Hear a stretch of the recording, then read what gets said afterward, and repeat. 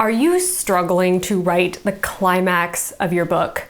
Do you feel like your final showdown just kind of falls flat and doesn't pack the emotional punch that you were hoping for? Are you worried that the ending of your story might be predictable, or that it won't leave your readers hungry to read more of your writing as soon as possible? If so, you have landed on the right video. Today we are going to explore the 5 deadly mistakes that writers make with the climax or the ending of their book, and how to avoid these pitfalls so that your ending climax can be not only satisfying and memorable, but stay with your reader forever. The climax is the peak of your story's tension and conflict. It is the moment where all of this that you've been building throughout the story finally comes together. Get this right, and your readers will be running to give you a 5-star review and recommend your book to all their friends.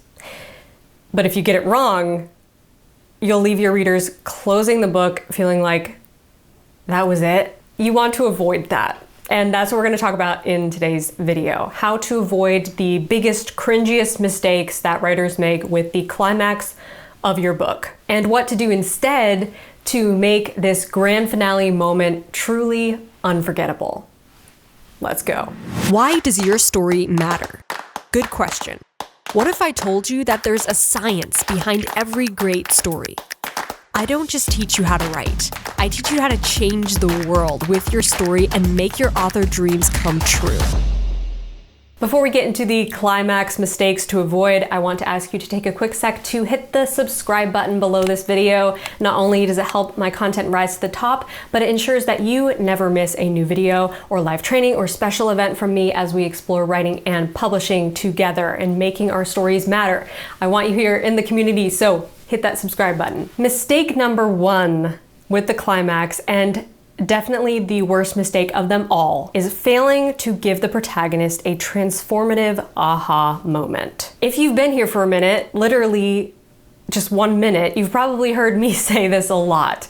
Story is not about what happens, it's about how what happens affects and transforms the characters. The ending climax of your story is your opportunity to show us how the main character has changed as a result of their journey. If we don't know why they're different now at the climax than they were at the beginning of the story, then why did anything matter? Story is about character transformation. It's about overcoming challenges and obstacles, getting to an end goal, and realizing a truth about ourselves and about the world. So what does your character learn throughout the course of the story? How do they let go of their misbelief and their fatal flaw and embrace a new truth? How does this new truth give them the courage that they need, that they didn't have before, to face the climactic confrontation? If you don't have a transformative aha moment for your protagonist, your climax is going to fall flat. It's going to feel like it's missing something. It's going to feel like you're just shoving your main character into the ring with more conflict because that's what the plot needs to happen. And it's not going to pack the same emotional punch for your reader because it's not going to matter to the protagonist on a deeper level. How to fix it? Give your protagonist an aha moment where they realize their misbelief has been tripping them up all along. This new understanding is what gives them the courage to face the final showdown. And if you don't know where to start with crafting a juicy misbelief or fatal flaw for your protagonist, check out this video where I break down my super simple 10-step process for finding your main character's misbelief. Mistake number 2, ending on a life or death cliffhanger just to shock the reader. I'm looking at you, series writers. Don't get me wrong, cliffhangers are an amazing way to end a book, especially if you want to leave your readers hungry for more and pull them into the next installment of a series. But you have to be careful and make sure you are not just using this cliffhanger to torture your reader. Make sure your cliffhanger is intense enough to leave your reader wanting more, but not so much that they feel unsatisfied with the ending. Remember, you want to keep your reader invested emotionally, not angry enough to throw the book across the room. How to fix it? Don't focus on how can I make this cliffhanger exciting. Instead, focus on how can I make this final moment the springboard or inciting incident for the next book. A good cliffhanger sets up new conflicts and raises the stakes. It brings the characters to a new place, a new challenge that we know they're going to have to face head on in the next book. That's what makes us really hungry to see what is coming next, and to read more is not to see are they gonna survive, but to see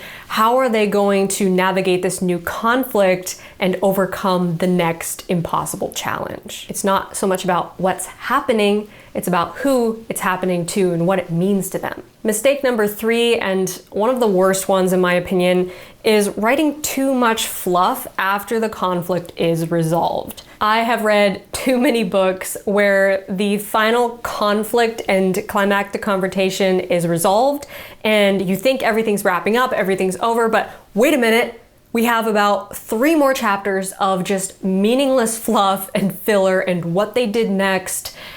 And 9 times out of 10, it's a snooze fest. Every time I finish writing a book, I err on the side of wrapping things up too quickly versus lingering too long on the fluff and the extra stuff that happened after the conflict was all resolved. Sure, my little writerly heart wants to keep writing and fangirling over these characters and crafting meaningless, fluffy, cute scenes with them, but I recognize that my readers aren't here for that. It's like being fed another course of a meal after you've already eaten dessert.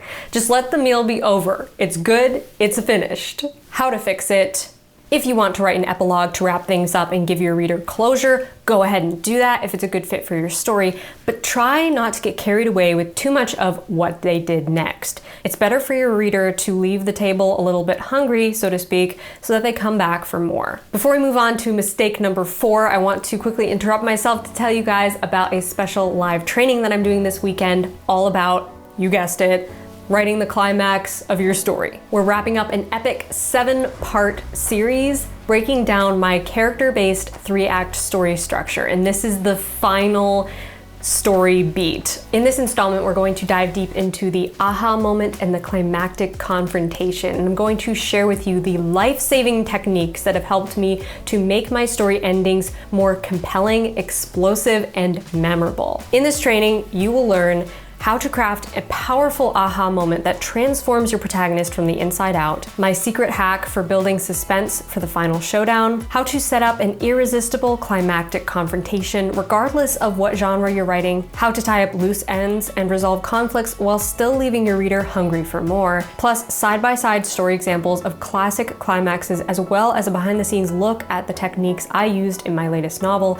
The Other World. This training is every valuable lesson that I have learned about writing the climax of a story encapsulated in one power-packed teaching that is guaranteed to keep your readers up into the wee hours of the night flipping pages. You don't want to miss this live training. It is happening Sunday, March 2nd at 1 p.m. Eastern Standard Time. And if you can't make it to the live stream, don't worry. You will be able to watch the replay as many times as you want. Save your spot below, link in description. And when you sign up for this training, you will also be able to unlock all my previous live trainings, which is over 35 hours of in-depth teaching on topics covering writing, editing, publishing, and so much more, as well as the previous 6 parts in this 3-act story structure series. So while waiting for this training to air live on Sunday, you can go back and watch the previous 6 parts if you have missed those trainings and get caught up to speed. So much value in the live training vault. I hope to see you over there. Click the link below to save your spot,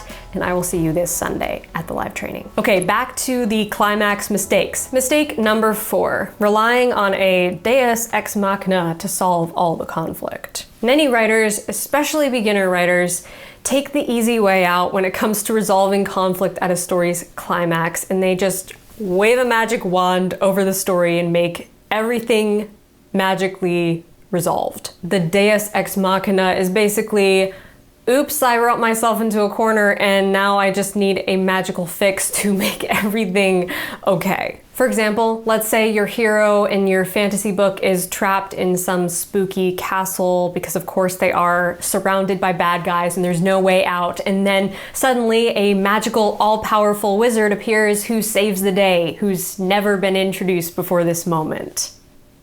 That's what I'm talking about. And this is kind of a glaring sign of lazy writing. Your readers did not sign up for this kind of narrative whiplash, and they are absolutely going to call you out on it in reviews. So you want to avoid the Deus Ex Machina solution at all costs. How to fix it: work with what you have, characters, world, story setup, to craft a logical solution to the conflict without relying on convenient external forces to save the day. And finally, mistake number 5, failing to wrap up loose ends. This seems like kind of a no-brainer, but you'd be surprised by how many writers fail to do this. I cannot tell you how many books I've read and movies I've watched that have not wrapped up loose ends in the end and left me with questions, and not the good kind of speculative questions of like, oh, I wonder where they went next. No, these are like questions that make you feel like the writer forgot something. Now you might be thinking, but Abby, I want my story to have an open ending. I want my readers to have questions. Don't get me wrong, I love a good open ending that makes me think deeply about the themes and allows me to sort of draw my own conclusions about where the characters go next. But here's the thing, you have to make sure your open ending still feels complete and satisfying. Otherwise, you run the risk of frustrating your reader and making them feel like you made a promise you didn't fulfill. How to fix it: tie up any important loose ends and give closure to your story's conflicts while still leaving room for the reader's imagination to write the rest of the story. Okay, boom, that's it. The 5 deadly mistakes that writers can make with the climax of their story and how to avoid these problems. If you want to take your story's climax to that next level, you don't want to miss the live training happening this weekend. Again, it's happening Sunday, March 2nd at 1 p.m. Eastern Standard Time, and you can save your spot by clicking the link below this video. Smash that like button if you liked this video, and make sure you subscribe to this channel if you haven't already, because I post writing videos every Wednesday, and I would love to have you here in the community. Also, while you're down there, comment and tell me, what is your favorite example of a memorable climax in one of your favorite stories? And if you're a new writer and you're afraid of making other mistakes with your book that will make you look like an amateur, check out this video where I reveal the 7 top cringeworthy mistakes that new writers make and how to avoid these pitfalls and make your book that much more polished and professional. Happy writing, and as always, rock on. Shh.